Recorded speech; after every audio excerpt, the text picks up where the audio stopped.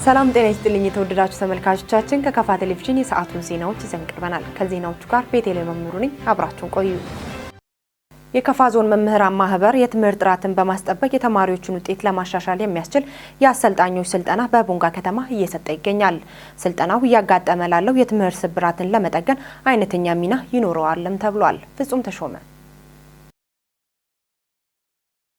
ከቅርብ ዓመታት ወዲህ በትምህርቱ ዘርፍ ከፍተኛ ስብራት ተጋርጦ የተማሪዎች ውጤት ማሽቆልቆሉ ይታወቃል። ይህንን ችግር ከስሩ በመንቀል ተጨባጭ ለውጥ ለማምጣት መንግስት ልዩ ትኩረት በመስጠት እየሰራ ነው። በዘርፉ ትልቁ ተዋናይ የሆነው የመምህሩን አቅም በመገንባት የተማሪዎች ውጤት እንዲሻል መስራት ደግሞ የሚያጠይቅም አይደለም። ለዚህም የካፋ ዞን መምህራን ማህበር እያጋጠመ ያለውን ስብራት ለመጠገን ያስችላል ያለውን የአሰልጣኞች ስልጠና በማዘጋጀት ለሱፐርቫይዘሮችና ሌሎች ትምህርት ባለሙያዎች በመስጠት ላይ ይገኛል። ማህበሩ የትምህርት ጥራትን ለማስጠበቅና ለተማሪዎች ውጤት መሻሻል የበኩሉ አበርክቶ ለመወጣት ለባለሙያዎች ይህንን መሰል ስልጠና መስጠት አስፈልጓል ያሉት የማህበሩ ሰብሳቢ መምህር ተመስገን ወንድሙ ሱፐርቫይዘሮችና የትምህርት ባለሙያዎች ብቃታቸውን በማዳበር ወደታች ወርደው ለተቀሩት መምህራን በማሰልጠን የበኩላቸውን አስተዋጽኦ እንዲያበረክቱ ጥሪ አቅርበዋል። ይህ አሰልጣኝ ስልጠና ይዘትና ዓላማ ከጅምሩ ሲጠነሰስ ማህበራችን በትምህርት ስራ ላይ ያለውን አበርክቶ በተለይም በተወሰነ ደረጃም ቢሆን ለተማሪዎች ውጤት መሻሻል ክንድ በአቅሙ አኳያ መወርወር እስከቻለ ድረስ ጠጠር ለመወርወር ነው።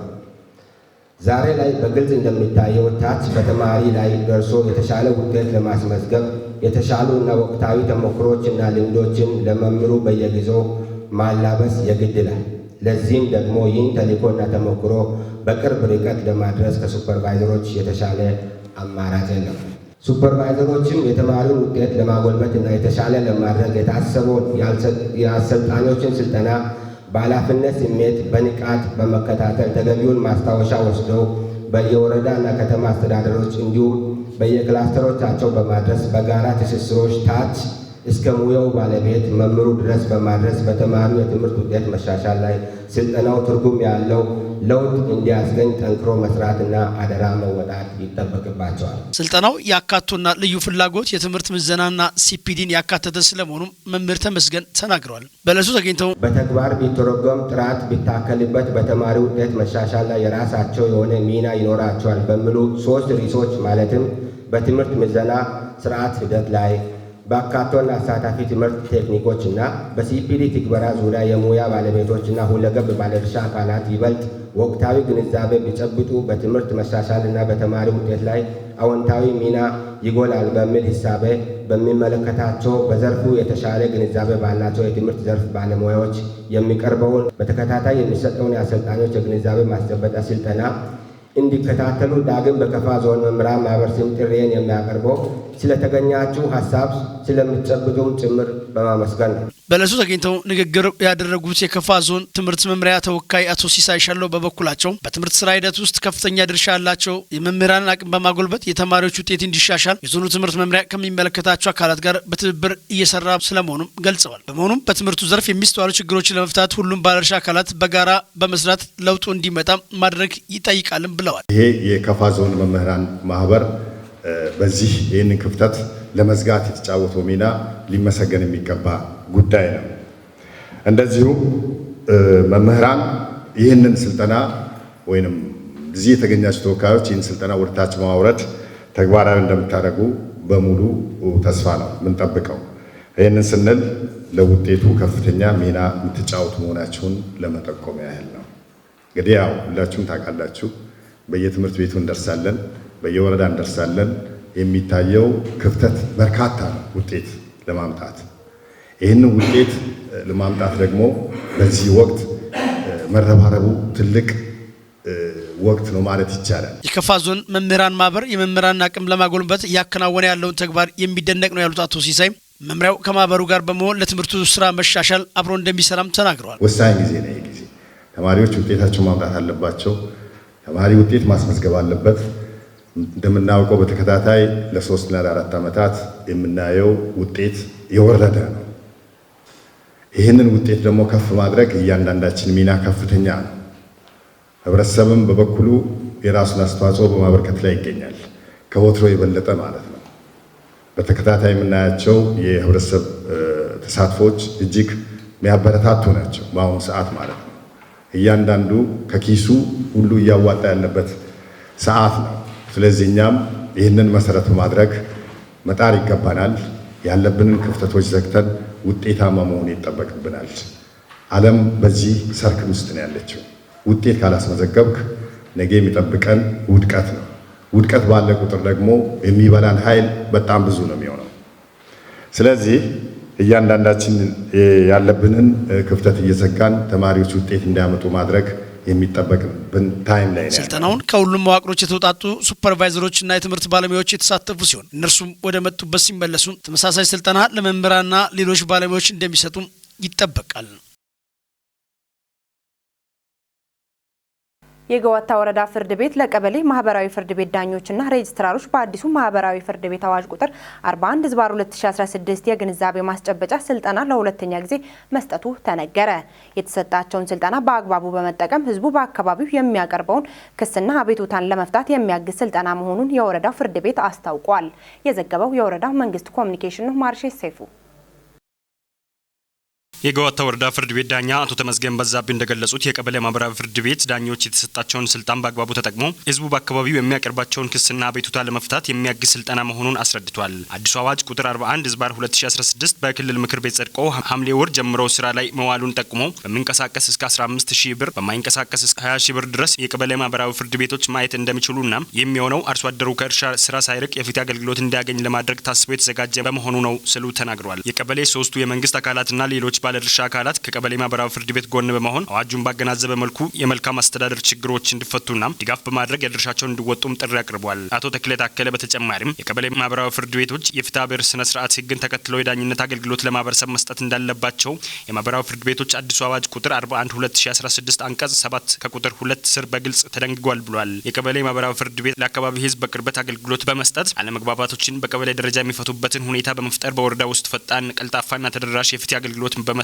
ፍትህ የማስፈን ስራ ይሰራል ሲሉም ተናግሯል። ቀበሌ ማህበራዊ ፍርድ ቤት ዳኞች የአሰራር ክፍተቶችን በማረም ለህብረተሰቡ ፍትሃዊ አገልግሎት ሊሰጡ እንደሚገባም አሳስቧል። የማህበራዊ ፍርድ ቤት ዳኞች ሬጅስትራሮች የሚሰጡት አገልግሎት ህዝባዊ በመሆኑ የሚከፈላቸው ክፍያ እንደሌለ ተናግረው ማህበረሰቡና የሚመለከታቸው አካላት አስፈላጊውን ትብብር እንዲያደርጉላቸውም መልእክት አስተላልፏል። የወረዳውን ሰላም ጠብቆ በማስቀጠል ተግባር ውስጥ ሁሉም የድርሻውን መወጣት አለበት ሲል የጨታ ወረዳ ሰላምና ሚሊሻ ጽህፈት ቤት አሳሰበ። ጽህፈት ቤቱ በወረዳው አልፎ አልፎ የሚከሰቱ የጸጥታ ችግሮችን ለመቅረፍ በትኩረት እየሰራ መሆኑንም ገልጿል። ጽዮን ታደለ የአንድ አካባቢ ማህበረሰብ አንድነትና ወንድማማችነትን ለማረጋገጥ ሰላም ዋነኛ ጉዳይ ነው። ይህም የሚጀምረው ከአንድ ግለሰብ አልፎም ከቤተሰብ በተጨማሪ ከአካባቢ መሆኑ አይዘነጋም። በጉዳዩ ላይ ያነጋገርናቸው የጨታ ወረዳ ሰላምና ጸጥታ ጽህፈት ቤት ኃላፊ አቶ መኩሪያ መሸሻ በወረዳው ያለውን ነባራዊ ሁኔታም አብራርተዋል። በአንድ ለአምስት አደረጃጀቶችን የሰላም አጋሮችን በማደራጀት በሁለት ገጠር ቀበሌዎችና በሁለት ማዘጋጃ በማቀናጀት የሰራን ያለንባቸው አካባቢዎች አሉ። ከዛ ባሻገር በበጋ ወራት የሚኒት እንቅስቃሴዎች አሉና እነዚህ የሚኒት እንቅስቃሴዎችን በአግባቡ ቅድመ መከላከል ስራዎች በአግባቡ ወደታች ህብረተሰብን በማሳተፍ የማደራጀት ስራዎች እየተሰሩ ነው ያሉትና የጽህፈት ቤቱ ኃላፊው የአካባቢውን ሰላም ለማረጋገጥ የዘርፉ ባለሙያዎችና የአካባቢው ማህበረሰብ በቅንጅት እየሰራ መሆናቸውንም አስረድተዋል። የሚሊሻ ኃይሎች አሉ፣ የፓትሮል ቅኝቶችም አሉ። እንደዚህም በአካባቢው ላይ በማደራጀት የጸጥታ ሁኔታውን ቅድመ መከላከል ስራዎች እየተከናወኑ ነው ያሉት። ከዛ ባሻገር ህገወጥ እንቅስቃሴዎችም ካሉ ህገወጥ የሰዎች አገባቦች ካሉ ጸጉረ ልውጥ ምንላቸው ማለት ነው በዛ አካባቢ ክትትልና ቁጥጥር እንዲደረግም ጭምር የፖሊስ ኃይሎች ተቀናጅተው በአግባቡ የአካባቢ ሰላምና ጸጥታን ጭምር በጋራ የህብረተሰቡ ዘንድ በመሆን የተከላከሉና የማህበረሰብ አቀፍ የወንጀል መከላከል ተግባራትን ተደራሽነት ከማድረግ አኳያ ከህብረተሰብ ዘንድ ሆኖ በቅድሚያ የቅድመ መከላከል ስራዎች ላይ ተግባር ተሰጥቶ እንደ ወረዳችን እየሰራን እንገኛለን የምን ነገር ነው አለኝ። የወረዳው ሰላምና ጸጥታ ጽህፈት ቤት ኃላፊ አቶ መኩሪያ መሸሻ የስራ እንቅስቃሴ ውጤታማ እንዲሆን ሁሉም ባለድርሻ አካላት የበኩላቸውን ድርሻ እንዲወጡ አሳስበዋል። አጠቃላይ የባለድርሻ አካላት በሚለው ሁሉ ቀደም ባልኳቸው የጸጥታ ሁኔታ ለጸጥታ ኃይል ብቻ የሚጣል ብቻ ሳይሆን ሁሉን የሚመለከተው አካል እጁን አስገብቶ የሰላም ጉዳይ የኔ ነው፣ የሰላም ባለቤት እኔ ነኝ በሚለው የሰላም ባለቤቱን ሁሉ የሰላም ጉዳይ የአምስቱ ጉዳይ ቅድም የሰላም ከራስ ይጀምራል፣ ሰላም ከቤተሰብ ይጀምራል፣ ሰላም ከጎረቤት ይጀምራል፣ ከማህበረሰቡ ይጀምራል፣ ከሀገር ይጀምራል። ስለዚህ ሁሉም ባለድርሻ አካላት የሰላም ጉዳይ ለማን የሚገፋ ጉዳይ ሳይሆን የራሴ ነው በሚለው ሁሉም ባለበት የድርሻ ቢወጣ የምን መልእክቴ ነው አለ። አመሰግናለሁ። የተናበበና ውጤታማ የፖለቲካ ስራ በመስራት ሁለንተናዊ ብልጽግናን ለማረጋገጥ ትኩረት ሰጥቶ መሰራት እንደሚገባ ተገለጸ። የደቡብ ምዕራብ ኢትዮጵያ ሕዝቦች ክልል ብልጽግና ፓርቲ ቅርንጫፍ ጽሕፈት ቤት የፖለቲካና አቅም ግንባታ ዘርፍ የ2017 አንደኛ ሩብ ዓመት የእቅድ አፈጻጸም ግምገማ በቦንጋ ከተማ አካሂዷል። የዘገበው የክልሉ መንግስት ኮሚኒኬሽን ነው። ጽዮን ታደለ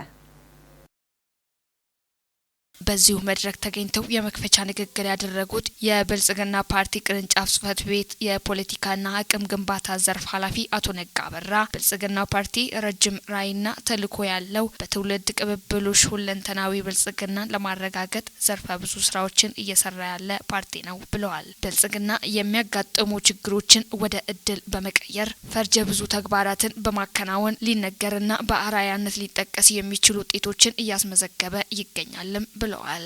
በፖለቲካና አቅም ግንባታ ዘርፍ እየተከናወኑ ያሉት የፖለቲካ ስራዎች ጥሩ ውጤት እያስገኙ መሆኑን የገለጹት አቶ ነጋ የአመራሩና የአባሉን የፖለቲካ አቅም ለመገንባት የተሰጠው አቅም ግንባታ ስልጠናዎች በቂ ግንዛቤ የተያዘበትና የፓርቲውን ህልሞች ለማሳካት ምቹ ሁኔታን የሚፈጥር እንደሆነም ገልጸዋል። የአመለካከት ጥራትን ለማምጣት የሚያስችሉ ስራዎች በትኩረት እየሰራ እንደሚገኝም ጠቅሰዋል። ዘርፉ በውጤት የታጀቡ ተግባራት ሊያስመዘግብ የቻለው ከላይ እስከታች ያለው አመራር በተናበበ መልኩ ባደረገው ርብርብ በመሆኑ ለውጤቱ መሳካት አመራሮቹን አመስግነዋል። ፓርቲው አዎንታዊ ሰላም ለማረጋገጥ እንደ ሀገር ከተረጅነትና ልመና አስተሳሰብ መላቀቅ፣ የመልካም አስተዳደር ስራዎች ላይ የመንግስት አገልግሎት ለማሳለጥ ተግባራትን ፈጣን ጥራት ያለው በውጤታማነት ማገልገል ላይ በልዩ ትኩረት እንደሚሰራም አስገንዝበዋል። ብልጽግና የሀሳብ ልዕልና ላይ ተመስርቶ የሚሰራ ፓርቲ በመሆኑ የሀሳብ ልዕልና ለማረጋገጥ በተናበበ መልኩ የፖለቲካ ስራዎችን በውጤታማነት መከወን ይገባል ሲሉም ገልጸዋል። በከፍተኛ የትምህርት ተቋማት ሰላማዊ የመማር ማስተማር ምቹ ሁኔታን ለመፍጠር በርካታ ስራዎች እየተከናወኑ ይገኛሉ ብለዋል። ጥራትና ብቃት ላይ ተመስርቶ የፖለቲካ ትንተና በማድረግ ተግዳሮቶቹን ነቅሶ በመለየት የፓርቲው ተልዕኮችን ለማሳካት መትጋት ያስፈልጋል ሲሉም አቶ ነጋ ገልጸዋል። በዚሁም ችግሮቹን በጥልቀት በመገምገም የነበሩ ጠንካራ ጎኖቹን ይበልጥ በማጎልበት ተግዳሮቶችን በመለየት ቀጣይ ርብርብ ማድረግ ይጠበቃልም ብለዋል። በክልሉ ገቢ አሰባሰብ ላይ የገቢ አማራጮችን በሚገባ መጠቀም እንደሚገባ ተገለጸ። በደቡብ ምዕራብ ኢትዮጵያ ሕዝቦች ክልል ገቢዎች ቢሮ ከክልሉና ዞን ምክር ቤት አፈ ጉባኤዎች እንዲሁም ከንግድ ዘርፍ ማህበራት ምክር ቤት አመራሮች ጋር የምክክር መድረክ በሚዛን አማን ከተማ አካሂዷል። የዘገበው የክልሉ መንግስት ኮሚኒኬሽን ቢሮ ነው። ምህረት ማሞ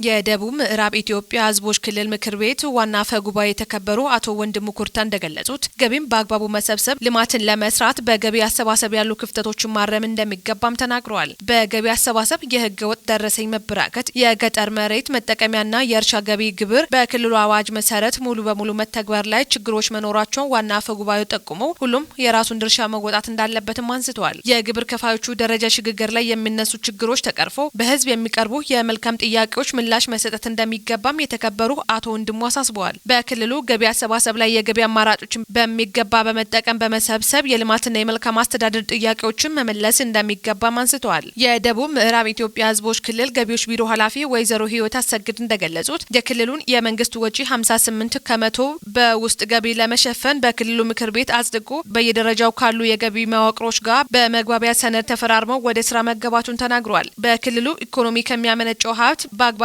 ገቢ መሰብሰብ፣ የህዝብ ልማትና የመልካም አስተዳደር ጥያቄዎችን መመለስ ከክልሉ መንግስት የሚጠበቅ መሆኑን ኃላፊዋ ተናግረዋል። በክልሉ ከ59 ሺህ በላይ ግብር ከፋዮች 5 ሺህ ብቻ የደረጃ ሀና ለግብር ከፋዮች መሆናቸውን ወይዘሮ ህይወት ጠቁመዋል። አሁን ካለው የገቢያና አገልግሎት ክፍያ አንጻር 8 በመቶ ብቻ ተጨማሪ እሴት ታክስና የተረን ኦቪን ታክስ ተመዝጋቢዎች መሆናቸውን በደረጃ ሽግግር ላይ በሚገባ መስራት እንደሚገባም የቢሮ ኃላፊዋ ተናግረዋል። ወይዘሮ ህይወት አክለው በእርሻና ኢንቨስትመንት ከተሰማሩ ክልል ማግኘት ያለብንን ግብርና ታክስ በአግባቡና በወቅቱ ያለማግኘት እየተስተዋሉ በመሆኑ በትኩረት ሊሰራ እንደሚገባ አጽንኦት ሰጥተዋል። የክልል ገቢዎች ቢሮ ምክትልና የደንበኞች አገልግሎት ገቢ አወሳሰንና አሰባሰብ ዘርፍ ኃላፊ አቶ ወንድሙ ታደሰ የ5 ወራት የ2017 ዓመተ ምህረት የገቢ አሰራር ዝርዝር ሲያቀርቡ እንደገለጹት በክልል ባለፈው 4 ወራት ከ2.5 ቢሊዮን ብር በላይ ገቢ በመሰብሰብ የእቅዱን 80 በመቶ መሰብሰቡን ጠቁሟል። በመድረኩ ከተሳተፉት መካከል አንዳንዶቹ እንደገለጹት ገቢን ለመሰብሰብ ጤናማ የሆነ መረጃ መያዝ እንደሚገባ ተናግሯል ሲል የዘገበው የክልሉ ገቢዎች ቢሮ ነው። በክልሉ በየደረጃው ባሉ አንዳንድ የፖሊሲ አመራሮችና አባላት ላይ የሚስተዋለውን የአመለካከትና የአሰራር እንዲሁም የስነ ምግባር ግድፈቶችን በማረም ወቅቱን የሚመጥን አገልግሎት መስጠት እንደሚገባ የደቡብ ምዕራብ ኢትዮጵያ ሕዝቦች ክልል ሰላምና ጸጥታ ቢሮ ገለጸ። ለዚህ እንዲረዳ የክልሉ ፖሊስ ኮሚሽን ለፖሊስ አመራሮችና አባላት የግምገማ ሰነድ በማዘጋጀት ውይይት አካሂዷል። ምህረት ማሞ